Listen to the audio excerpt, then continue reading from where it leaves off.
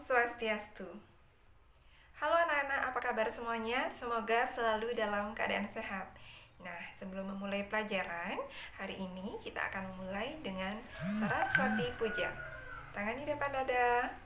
Om Saraswati Namastubhyam Warade Kamarupini Widya Rambam Karishyami Siddhir Bhavantu Me Sadam. Oke anak-anak, pelajaran hari ini kita akan membahas tentang yatnya dalam Mahabharata. Nah, untuk bagian pertama kita akan mempelajari tentang pengertian dan hakikat yatnya. Mari kita simak dalam PowerPoint berikut.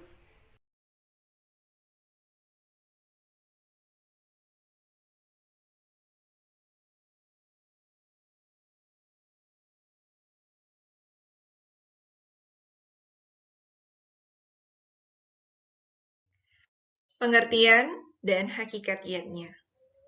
Kata yatnya secara etimologi berasal dari bahasa Sanskerta dari suku kata yaj yang kemudian menurunkan kata yatnya juga membentuk kata yajus juga membentuk kata yajamana. Kata yaj dalam bahasa Sanskerta berarti memuja, mempersembahkan, melakukan pengorbanan. Sedangkan kata yatnya berarti pemujaan, persembahan atau korban suci. Lalu kata yajus berarti aturan-aturan tentang yatnya. Dan kitab suci yang memuat tentang aturan-aturan itu disebut dengan Yajur Weda Samhita. Nah, sedangkan yajamana adalah orang-orang yang melaksanakan yatnya. Selain secara etimologi, kita juga perlu mengetahui pengertian yatnya secara terminologi. Secara terminologi, dalam kitab Praspati Tattwa, kata yatnya disamakan artinya dengan homa. Sedangkan dalam Agastya Parwa dalam sloka yang tertera pada slide disebutkan bahwa kata yatnya disamakan artinya dengan Agnihotra. Kata homa dan kata Agnihotra memiliki pengertian yang sama, yaitu pemujaan kepada dewa api. Nah, ternyata kata yatnya yang awalnya disamakan artinya dengan pemujaan kepada dewa api tidak hanya tertuju kepada satu dewa itu saja, tetapi juga kepada dewa-dewa lainnya, seperti Dewa Wisnu, Dewa Indra, kemudian Dewa Sangkara, Dewa Saraswati bila kita ingin tujuannya dalam belajar.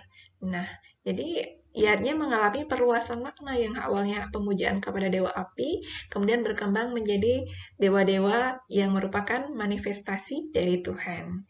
Dan tidak hanya ritualitas saja, ternyata pengertian yatnya itu semua jenis upacara, bukan hanya itu pelaksanaan yatnya.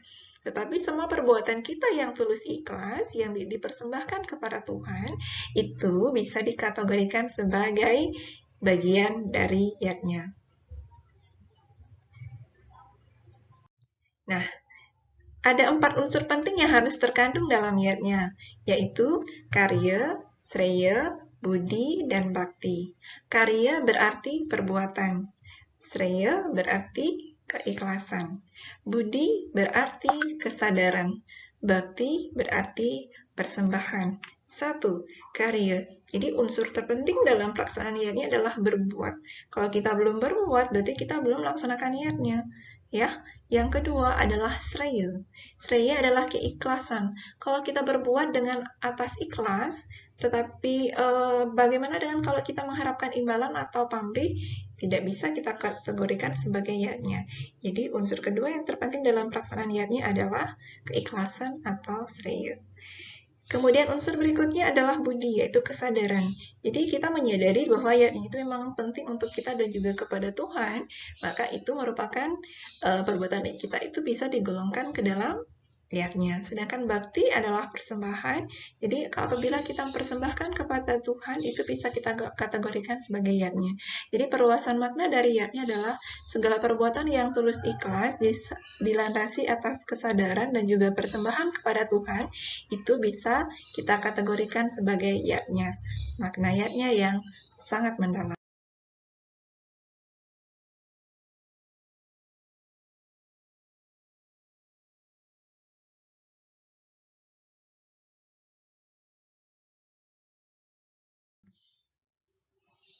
Kenapa kita harus melakukan yatnya? Apakah yatnya itu hanya sekedar wujud terima kasih kepada Tuhan, atau sekedar menunjukkan bahwa eksistensi kita sebagai manusia masih ada di alam semesta ini?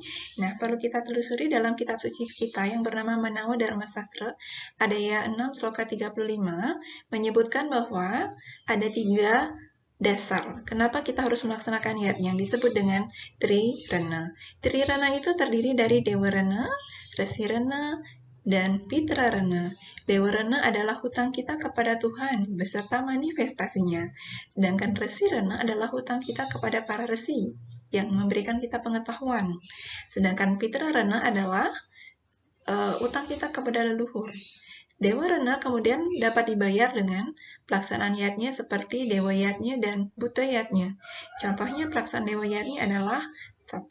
Melaksanakan Trisanya, melakukan piodalan, kemudian membersihkan tempat suci, atau kemudian yang lainnya bersyukur kepada Tuhan, itu bisa digolongkan dengan Dewa Yatnya. Kemudian Buta Yatnya contohnya adalah melaksanakan mencaru, mesegah, lalu membersihkan halaman, membersihkan kandang binatang, atau memelihara tanaman. Nah, itu termasuk butayatnya. Sedangkan resirena dapat dibayar dengan pelaksanaan resiyatnya. Contohnya, kalian belajar dengan sungguh-sungguh, itu disebut dengan resiyatnya. Menuruti nasihat guru, kemudian rajin mengikuti pelajaran di sekolah yang hari ini kita laksanakan secara daring, itu bisa dikategorikan sebagai resiyatnya. Sedangkan pitrarana dapat dibayar dengan pelaksanaan pitrayatnya. Pitrayatnya contohnya adalah pelaksanaan ngaben, mengenang jasa leluhur, kemudian menjaga nama baik keluarga. Nah, itu termasuk pitrayatnya. Dan yang terakhir adalah manusiayatnya sebagai salah satu bentuk cara membayar pitrarana. Contohnya adalah dengan cara melaksanakan upacara otonan, kemudian pawiwahan, juga menolong teman yang sedang kesusahan, atau menolong korban bencana alam, itu termasuk dalam pelaksanaan manusiayatnya. Lalu untuk apa kita melaksanakan yatnya? Ada banyak sekali tujuan-tujuan manusia kenapa harus melaksanakan yatnya. Ya, kita golongkan menjadi 5 kategori di sini. Yang pertama adalah mengamalkan ajaran Weda. Seperti yang kita ketahui bahwa Weda itu memiliki makna yang sangat mendalam, sehingga manusia biasa seperti kita tidak bisa memahami artinya dengan sangat baik. Maka dengan itu para pendahulu kita menerjemahkan Weda itu dalam bentuk sarana-sarana upacara seperti banten yang ada di Bali. Nah, yang kedua adalah meningkatkan kualitas diri. Seperti yang kita ketahui, pelaksanaan yatnya seperti contoh yatnya sese yang kita lakukan di pagi hari, itu tujuannya adalah untuk mengurangi rasa ego dalam diri. Karena untuk melaksanakan yatnya sese, kita harus mengurangi rasa mementingkan diri sendiri dengan mendahulukan membanten atau mendahulukan orang tua untuk makan terlebih dahulu sebelum kita. Nah, yang ketiga adalah penyucian diri. Yatnya merupakan salah satu cara untuk melaksanakan penyucian diri. Misalnya, mencaru untuk membersihkan alam semesta, ya, kemudian mesegah untuk membersihkan alam yang ada di sekitar rumah, atau mungkin melukat untuk membersihkan diri kita sendiri, atau penyucian lainnya seperti membaca kitab suci, memikirkan hal yang benar, itu merupakan penyucian untuk diri kita, pikiran, dan jiwa. Yang keempat adalah sarana berhubungan dengan Tuhan. Kita sebagai sang yajamana, pelaksana upacara merupakan sarana berhubungan dengan Tuhan. Misalnya pada saat otonan, pada saat otonan merupakan salah satu upaya kita mengingat leluhur kita yang telah memberikan kita kehidupan, dan juga Tuhan yang telah memberikan atman kepada diri kita. Yang kelima adalah mencetuskan rasa terima kasih. Tidak dipungkiri lagi, kita hadir karena rasa cinta Tuhan yang diberikan kepada kita. Maka dengan itu kita wajib memberikan rasa terima kasih dengan mengucapkan syukur, memberikan penghargaan kepada Tuhan dengan persembahan-persembahan sesuai dengan kemampuan kita. Nah, sekian dulu yang bisa saya sampaikan mengenai pengertian dan hakikat yatnya. Semoga bisa kita maknai bersama, kita amalkan bersama.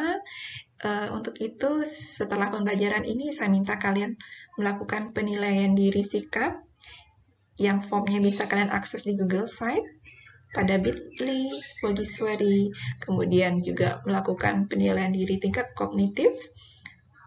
Tes saya sediakan dalam bentuk uraian, silakan kalian jawab di form yang sudah disediakan, dan setelah disubmit, kalian akan bisa mendapatkan nilai.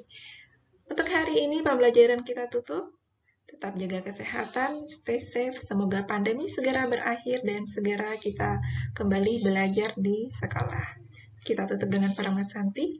Om Santi Santi Santi Om.